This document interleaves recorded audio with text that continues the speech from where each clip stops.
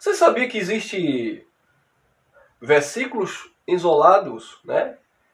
Não apenas no sistema religioso, como nós enfatizamos, mas também em graça, amados.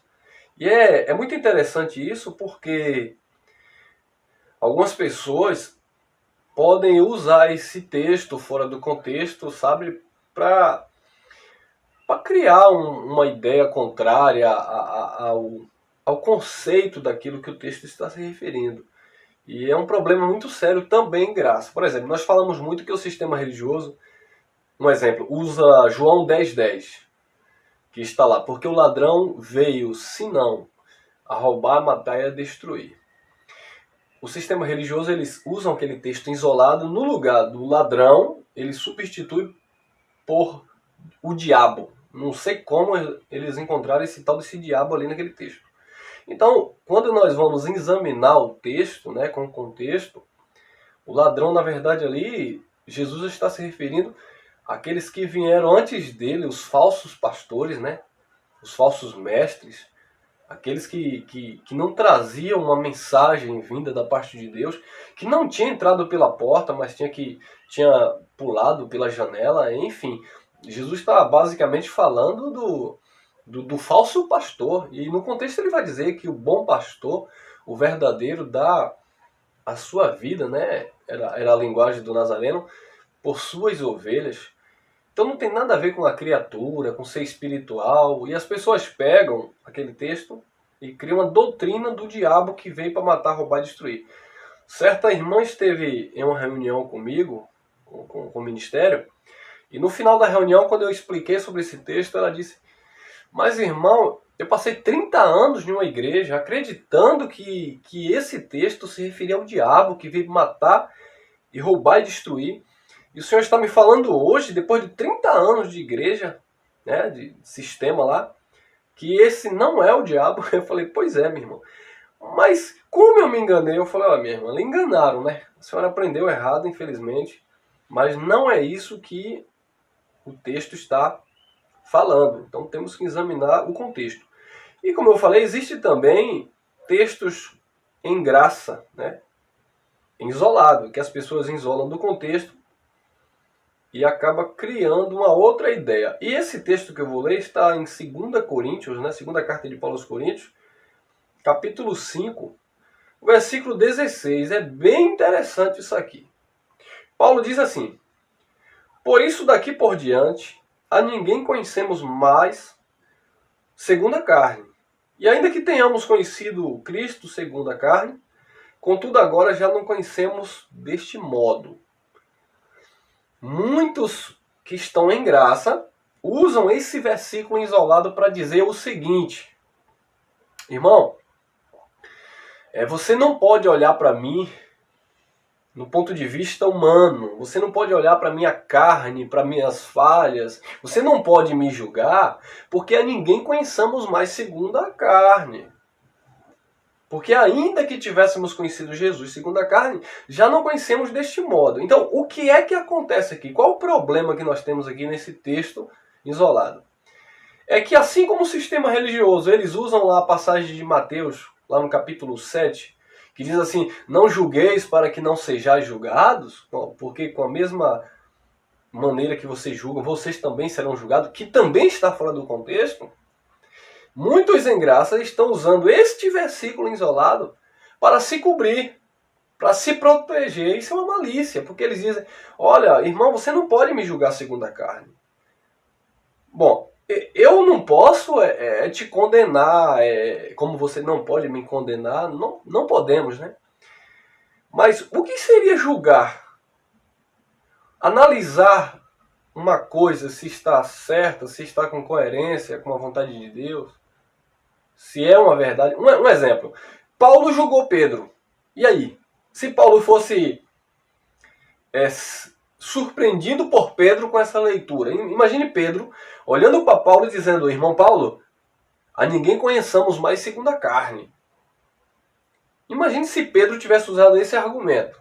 Porque Paulo, quando Pedro chegou a Antioquia, Paulo repreendeu Pedro na presença da igreja, porque Pedro não estava andando em conformidade com a verdade. Pedro estava agindo de malícia, né? Pedro não estava na verdade. Pedro era um dissimulado. Foi isso que Paulo falou, que Pedro estava dissimulando. Então, amados, Paulo julgou Pedro? Sim. Paulo olhou para Pedro segundo a sua prática humana? Claro que olhou. E tanto é que Paulo repreendeu Pedro na presença da igreja, não foi nem no escritório, nos bastidores. Paulo repreendeu Pedro severamente. Então como é que alguém vai usar esse texto? Por isso daqui por diante ninguém conheçamos mais segundo a carne, ainda que tenhamos conhecido Cristo segundo a carne. Contudo, já agora não conhecemos deste modo. Então você, irmão, não pode falar de mim se, por exemplo, eu estou na graça, eu sou predestinado, mas se você me vê tomando uma cervejinha, você não tem que falar nada. Bom, eu não tenho nada a ver com a sua vida. Você faz da sua vida o que você quiser. Agora, você não pode dizer que você não será julgado, você não pode dizer que as pessoas não vão te observar e te analisar. Você se dizendo cristão, você se dizendo conhecedor da palavra, e você vivendo em obras da carne, e você agora vai se esconder nesse texto porque ninguém pode te julgar segundo a carne. É um equívoco, amado.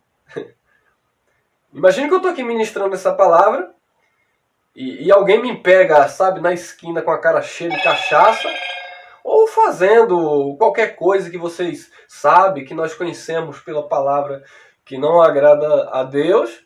E aí você, não, afinal de contas, o irmão Elcio, ele ministra a palavra, ele conhece a palavra, ele está na graça, então ele pode fazer o que ele quiser, a gente não pode julgar o irmão Elcio segundo a carne. Se o irmão Elcio trai a esposa, se o irmão Elcio compra e não paga, vocês estão entendendo o problema disso aqui? Então isso aqui está dentro de um contexto. Quando Paulo está dizendo, no versículo 16... Por isso, daqui em diante ninguém conheçamos mais segundo a carne, ainda que tenhamos conhecido Cristo segundo a carne, já não conhecemos deste modo. Paulo está falando aqui, amado, de uma mudança das alianças.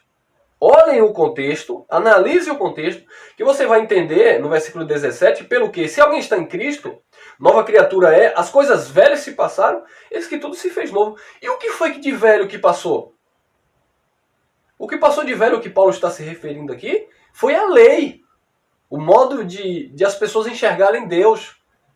O Jesus que Paulo disse aqui, que não era para ser visto mais deste modo, era o Jesus de Nazaré, que estava cumprindo a lei de Moisés. Agora, a partir da cruz, da morte e ressurreição, era para ser visto agora do ponto de vista espiritual, da obra consumada, dos bens realizados, do pacto estabelecido, da nova e eterna aliança. Sabe? Direcionados agora, não ministrados por anjos, mas sim pelo próprio Espírito agora, direcionado pelo próprio Deus. Então não tem nada a ver uma coisa com a outra. Eu não posso pegar esse texto e esconder os meus erros, as obras malignas, e dizer que você não pode me julgar segundo a carne.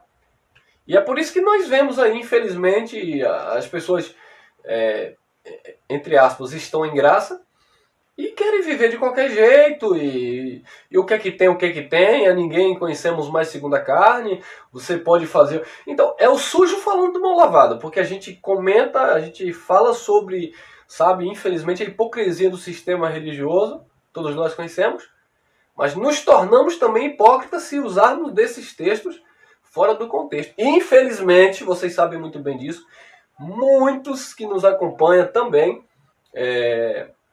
se beneficiam, entre aspas, desse texto de uma forma totalmente equivocada. Tá bom, amados? Então, essa é a minha palavra que eu quero deixar nesse pequeno vídeo.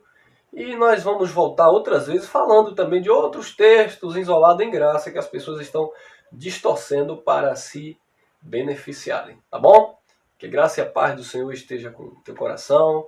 Que você esteja crescendo a cada dia no amor do Pai. Graça e paz. Até a próxima.